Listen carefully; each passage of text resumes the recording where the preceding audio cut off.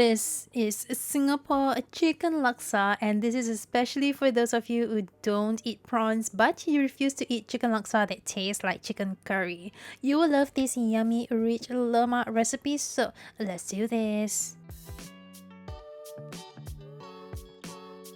Let's make some super easy chicken stock first. To a pot, add some oil, and then I have some chicken carcass here, as well as some other random parts of the chicken like the feet.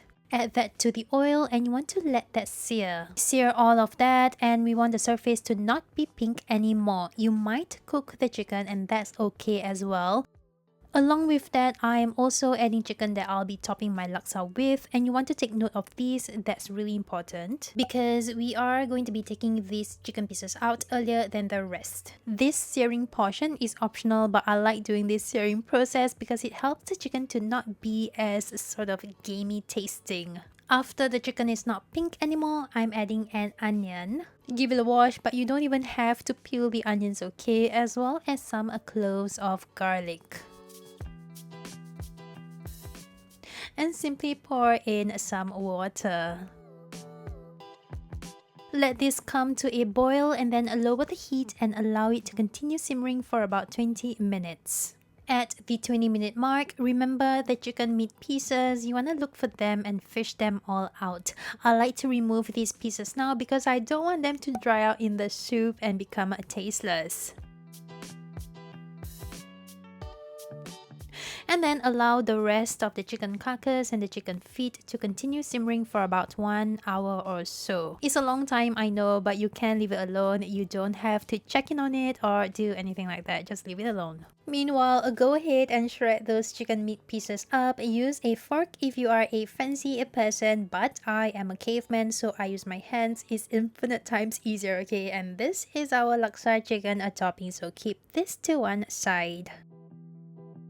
An hour later and our chicken stock is ready. You can leave it for longer to simmer actually. If you don't want to make this homemade chicken stock, which is ultra versatile by the way, from scratch, look, I get it, okay? Then just cheat. Use chicken stock cubes. It's what I do when I'm craving some laksa on a busy weekday. Then I'm just removing the bigger bits of the chicken parts with a slotted spoon.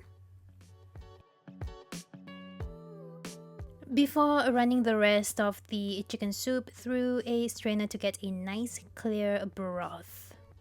And our super easy delicious chicken stock is ready to go. Alright, let's make the laksa spice based paste, undoubtedly the most important part of this dish. Do this while your chicken stock is brewing, okay? Efficiency. To a blender, add a dried chili paste, some red chillies, shallots or onion, garlic, candlenuts, ginger, galangal or blue ginger, turmeric powder. You can also use a fresh turmeric if you have that on hand, lemongrass, just the white inner core. This is belacan or dried shrimp paste. And finally, dried shrimps soaked in warm water. These two are quite essential to good laksa, but if you're making a chicken laksa because of an allergy, then obviously omit these two ingredients. Some coriander seeds, and then give all of that a blend. Add some water if it's not blending easily, and your laksa paste is done.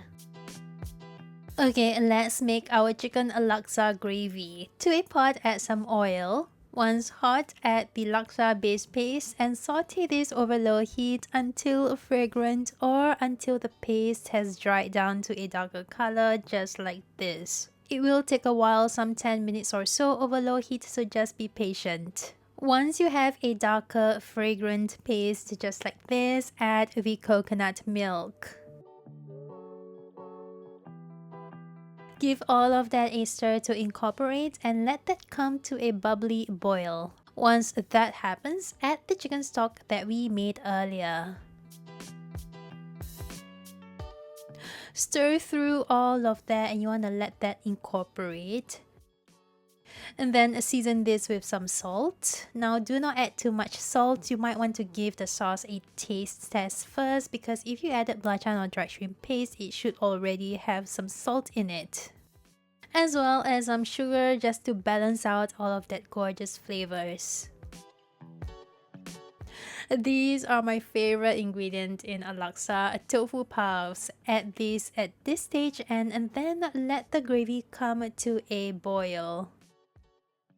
Once the gravy boils, your laksa gravy is all done. You see these shriveled looking things? These are all the tofu puffs now filled with the delicious laksa broth. It's my favorite thing ever. Yum. And we're ready for our chicken laksa noodle assembly. Prepping the noodles is quite straightforward. Boil the laksa noodles according to the packet instructions and add that to a bowl. And then pour the laksa gravy over.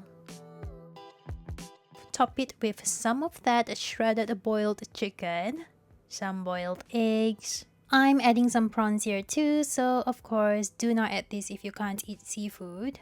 And some mandatory blanched veggies. I have some bok choy here. I obviously need some spicy sambal to go along with it. Now if you want the recipe for that spicy sambal, you want to check out the original prawn laksa video. And the equally yummy chicken laksa is all done. This is perfect for those who love the rich taste of laksa but you don't quite fancy prawns, or maybe you're just allergic to seafood. Then give this recipe a go and bye! If you love this recipe, you might love this next one too, so see you there.